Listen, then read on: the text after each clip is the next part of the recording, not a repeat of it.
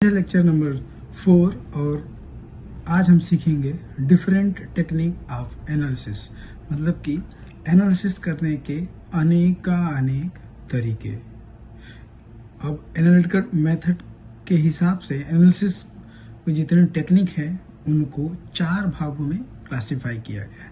सबसे पहली टेक्निक हमारी क्लासिकल मेथड। सबसे पहली टेक्निक है क्लासिकल मेथड, जिसको फर्दर 2 भागों में डिवाइड किया गया है, जैसे क्वालिटेटिव एनालिसिस और क्वांटिटेटिव एनालिसिस। उसके बाद इसको नेक्स्ट मेथड जैसे इंस्ट्रूमेंटल मेथड है, और उसके बाद है माइक्रोबायोलॉजिकल मेथड है। नेक्स्ट है माइक्रोबायोलॉजिकल मेथड और बायोलॉजिकल मेथड। आइए हम जानते हैं। नेक्स्ट वे देखेंगे क्लासिकल मेथड को डिटेल में पढ़ेंगे। सबसे पहला है क्लासिकल मेथड। वो मेथड है जो मेनी टाइम एनालिसिस करने में यूज किया जाता है। जैसे क्लासिकल मेथड वो मेथड है जिसमें हम वॉल्यूमेट्रिक इंस्ट्रूमेंट के थ्रू या फिर ऐसे मेजरमेंट करते हैं जिससे किसी भी केमिकल की प्रॉपर्टी को आसानी से क्वालिफाई किया जा सके या फिर उसको क्वांटिफाई किया जा सके। इसी के आधार पे क्लासिकल मेथड को 2 भागों में डिवाइड किया गया है। सबसे पहला था क्वालिटेटिव और दूसरा था क्वांटिटेटिव मेथड। तो पहले मेथड को हम डिटेल में पढ़ेंगे। पहला मेथड है क्वालिटेटिव एनालिसिस। क्वालिटेटिव एनालिसिस यह एक माइक्रो स्केल एनालिसिस है। माइक्रो मतलब होता है बड़ा, एक होता है माइक्रो जिसका मतलब नाम होता है MICRO। माइक्रो मतलब बहुत छोटी छोटी क्वांटिटी, और उससे ज्यादा जिसकी क्वांटिटी बड़ी हो उस मेथड को हम लोग क्या बोलते हैं, माइक्रो। तो जो क्वालिटेटिव एनालिसिस है ये क्या है, एक माइक्रो स्केल मेथड है जो कि किसी भी केमिकल रिएक्शन के थ्रू इसको हम लोग आइडेंटिफाई कर सकते हैं। इसके अनेक टेक्निक्स हैं, जैसे precipitation formation, colour change, complex formation and evolution of a gas. ये जितने मेथड हैं इनके थ्रू किसी भी केमिकल या फिर मेथड के बारे में हम उसकी क्वालिटी के आधार पे पर्टिकुलर सैंपल की क्या करते हैं, पहचान करते हैं। इसके बाद आगे हम चलते हैं। क्वालिटेटिव मेथड 2 अलग अलग पार्ट में डिवाइड किया गया है। इसके आधार पे किसी भी केमिकल की फिजिकल और केमिकल प्रॉपर्टी को चेक किया जाता है। पहला है ड्राई टेस्ट, जिसमें इग्निशन टेस्ट आ जाता है, फ्लेम टेस्ट आ जाता है, बेड टेस्ट आ जाता है और चारकोल टेस्ट आता है। ये सारे टेस्ट हम लोग क्वालिटी को आइडेंटिफाई करने के लिए करते हैं किसी भी केमिकल की। दूसरा है वेट मेथड। वेट मतलब होता है कि जहाँ पे लिक्विड सोल्यूशन का इस्तेमाल किया जाएगा, जैसे एनायन एसिडिक रेडिकल का आइडेंटिफिकेशन, जो क्या करता है, सेपरेट करता है एनायन और कीटायन को। किसमें अगर कोई मिक्सचर आप सैंपल हमें दिया है तो उसमें अगर एनायन और कीटायन को अलग अलग या डिफरेंशिएट करना है तो हम लोग यूज करेंगे क्वालिटेटिव का वेट मेथड। फर्दर हम जानेंगे क्वांटिटेटिव मेथड, जो कि क्लासिकल मेथड का सेकेंड पार्ट है। क्लासिकल मेथड का सेकेंड पार्ट है जिसमें हम किसी भी सैंपल के अमाउंट को मेजर करते हैं। किसी भी सैंपल के अमाउंट को मेजर करते हैं, उसी को हम बोलते हैं क्वांटिटेटिव एनालिसिस। क्वांटिटेटिव एनालिसिस को फर्दर 3 अलग अलग डिफरेंट टाइप की एनालिसिस के पार्ट में डिवाइड किया जाता है, जिसमें से पहला हमारा है वॉल्यूमेट्रिक एनालिसिस। वॉल्यूमेट्रिक एनालिसिस क्या होता है? वॉल्यूमेट्रिक एनालिसिस अगर किसी भी सॉल्यूशन जो हमारा किसी भी रिएक्शन का फाइनल रिजल्ट है, अगर उसको हम लोग वॉल्यूम में मेजर करते हैं तो इस टाइप की एनालिसिस हमारी वॉल्यूमेट्रिक एनालिसिस कहलाती है। यह एक सबसे कन्वीनियंट मेथड है, इसीलिए किसी भी सॉल्यूशन को क्वांटिफाई करने के लिए हम लोग प्राइमरी सबसे ज्यादा इस्तेमाल किए जाने वाला मेथड है हमारा वॉल्यूमेट्रिक एनालिसिस। इसको फर्दर 5 टाइप्स में कैटेगराइज किया जाता है। जैसे पहला है न्यूट्रलाइजेशन टाइट्रेशन। न्यूट्रलाइजेशन टाइट्रेशन एक ऐसा टाइट्रेशन है जो किसी भी एसिड और बेस का कंसंट्रेशन फाइंड आउट करता है इसी का दूसरा नाम है एसिड बेस टाइट्रेशन, और एक और नाम है जिसको हम लोग एक्वस टाइट्रेशन भी बोलते हैं। एक्वस टाइट्रेशन इसलिए बोलते हैं कि अगर एसिड या बेस के कंसंट्रेशन को जो भी हम डाइल्यूशन प्रिपेयर करेंगे अगर उसमें वाटर इस्तेमाल करते हैं तो इसीलिए इस मेथड को हम लोग फर्दर एक्वस टाइट्रेशन मेथड भी कहते हैं। नेक्स्ट है हमारा non aqueous titration. Non aqueous titration पढ़ने से पहले हम जानेंगे टाइट्रेशन क्या होता है। टाइट्रेशन इज द मेथड, एक प्रोसेस है जिसमें किसी भी अननोन कंपाउंड का कंसंट्रेशन फाइंड आउट किया जाता है किसी भी नोन कंपाउंड के कंसंट्रेशन के मदद से। ठीक है, जैसे नॉन एक्वस। अब नॉन एक्वस क्या होता है? नॉन एक्वस टाइट्रेशन मतलब नॉन मतलब नहीं, एक्वस मतलब वाटर, जहां पे वाटर का इन्वॉल्वमेंट ना हो और हम कंसंट्रेशन फाइंड आउट करें किसी भी ऑर्गेनिक सॉल्वेंट का यूज करके अगर कंसंट्रेशन फाइंड आउट करते हैं किसी भी एसिड या बेस का, तो इस टाइप के टाइट्रेशन को हम लोग नॉन एक्वस टाइट्रेशन बोलेंगे। उसके बाद है प्रेसिपिटेशन टाइट्रेशन। प्रेसिपिटेशन टाइट्रेशन एक ऐसा टाइट्रेशन है जिसमें दो लिक्विड का आपस में रिएक्शन करवाने पे जो हमारा फाइनल रिजल्ट मिलेगा वो अगर सॉलिड के फॉर्म में मिलता है। किसके फॉर्म में मिलता है? सॉलिड के, जिसको या फिर बोल सकते हैं इनसॉल्यूबल सॉलिड। अगर हमें रिजल्ट मिल रहा है तो इस टाइप के जो भी टाइट्रेशन होंगे उनको हम लोग प्रेसिपिटेशन बोलते हैं। नेक्स्ट आते हैं रिडॉक्स टाइट्रेशन। रिडॉक्स टाइट्रेशन एक ऐसा टाइट्रेशन है जिसमें रिडक्शन एंड ऑक्सीडेशन दोनों अगर आपस में ही परफॉर्म हो रिएक्शन, जिसके थ्रू हम किसी भी एसिड या बेस के कंसंट्रेशन को फाइंड आउट करते हैं, तो इस टाइप के टाइट्रेशन को हम लोग बोलते हैं रिडॉक्स टाइट्रेशन। नेक्स्ट है कॉम्प्लेक्सोमेट्रिक टाइट्रेशन।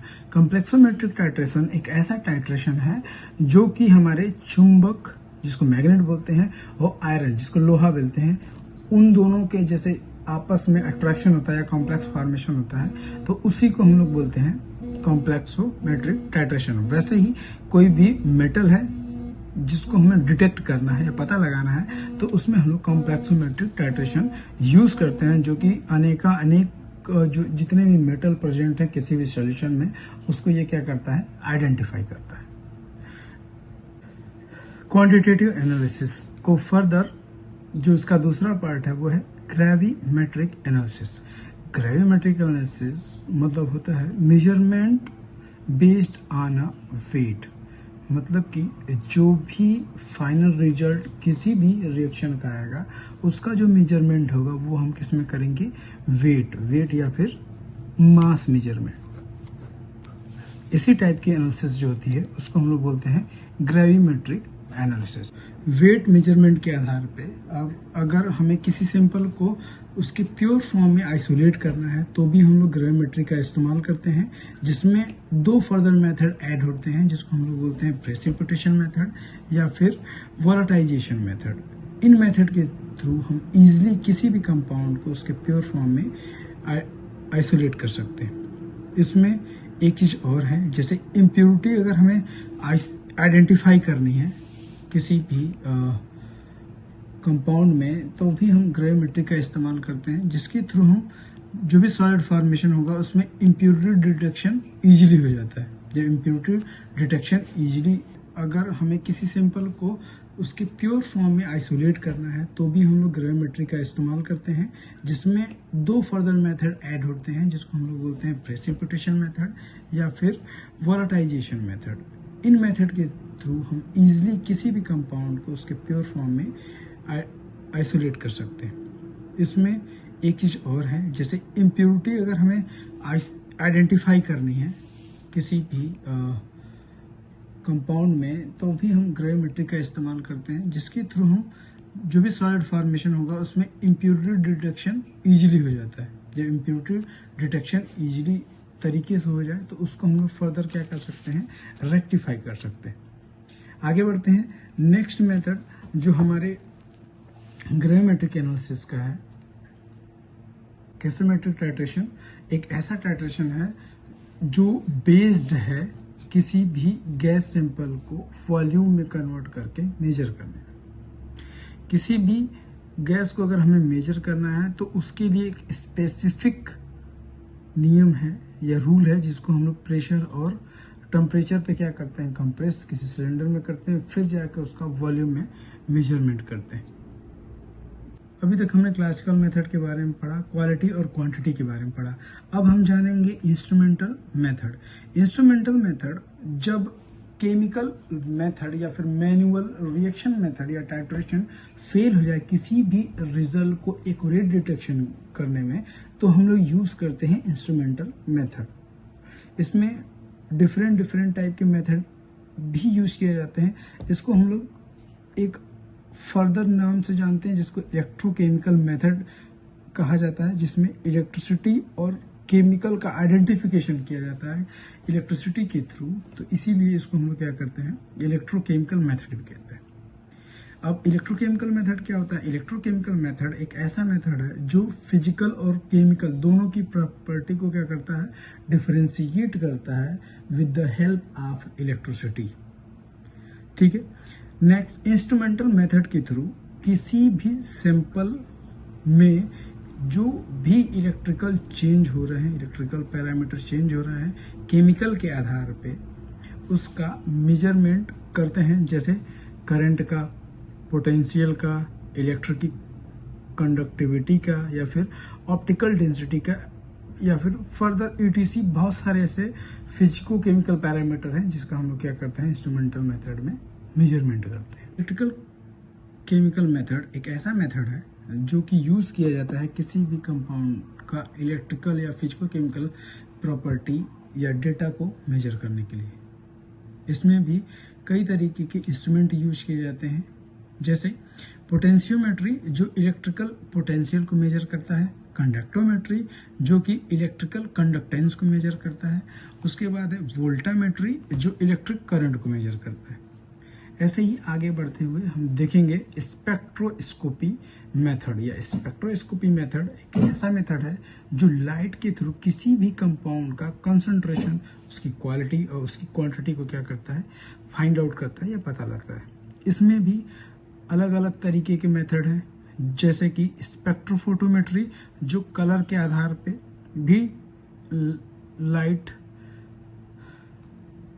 स्पेक्ट्रोफोटोमेट्री मतलब होता है लाइट के आधार पे किसी भी कंपाउंड का मेजरमेंट। इसमें भी अनेक मेथड यूज किए जाते हैं, जैसे पहला है spectrophotometry, colorimetry, atomic absorption spectroscopy, emission spectroscopy, flame photometry, turbidimetry, nephelometry, refractometry, mass spectroscopy. ये सारे किसके मेथड है, स्पेक्ट्रोस्कोपी के मेथड है।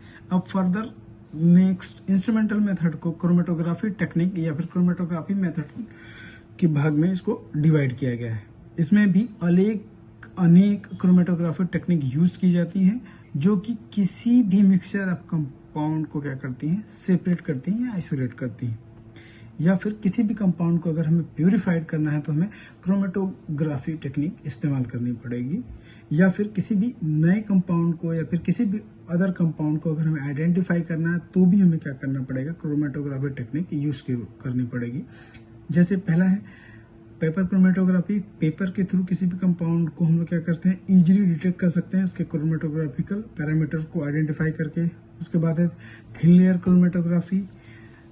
नेक्स्ट है HPLC, सबसे ज्यादा यूज की जाने वाली जो क्रोमेटोग्राफी टेक्निक है जिसको हम लोग बोलते हैं HPLC मतलब हाई परफॉर्मेंस लिक्विड क्रोमेटोग्राफी, जिसके थ्रू किसी भी कंपाउंड को आइसोलेट, उसकी कंटेंट यूनिफॉर्मिटी, उसकी प्योरिटी या फिर उसको डिफरेंशिएट किया जाता है। इसके बाद गैस क्रोमेटोग्राफी भी है, जेल क्रोमेटोग्राफी भी है और कॉलम क्रोमेटोग्राफी भी है। माइक्रोबायोलॉजिकल मेथड फर्दर पढ़ते हैं। इसमें हम लोग क्या करते हैं, किसी भी एंटीबायोटिक की थेरापेटिक एफिनिटी या फिर इफिकेसी को क्या किया जाता है, चेक किया जाता है। कैसे चेक किया जाता है, माइक्रो ऑर्गेनिज्म मतलब बैक्टीरिया की ग्रोथ को सबसे पहले बढ़ाते हैं, ठीक है।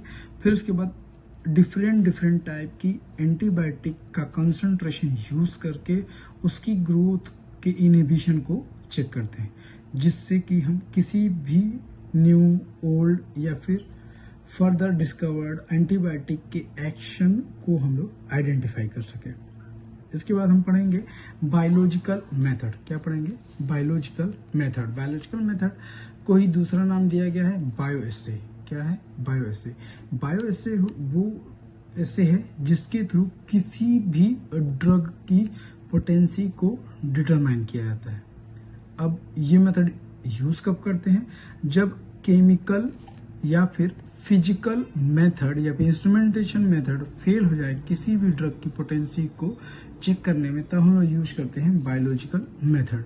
बायोलॉजिकल मेथड वो मेथड है जिसमें अलग अलग एनिमल का यूज करके किसी भी ड्रग की एफिकेसी, पोटेंसी या फिर उसकी सेफ्टी या टॉक्सिसिटी या ओवरडोज को क्या किया जाता है?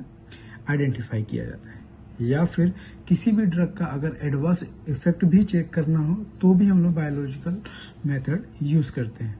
इसका दूसरा नाम है बायोएसे। एक और नाम से जानते हैं जिसको हम लोग बोलते हैं प्री क्लिनिकल ट्रायल मेथड, जिसमें एनिमल पे किसी भी ड्रग की टेस्टिंग की जाती है और उसको आइडेंटिफाई किया जाता है उसकी पोटेंसी को। धन्यवाद। मिलते हैं हम अगले वीडियो में। Thank you for watching my pharma book channel.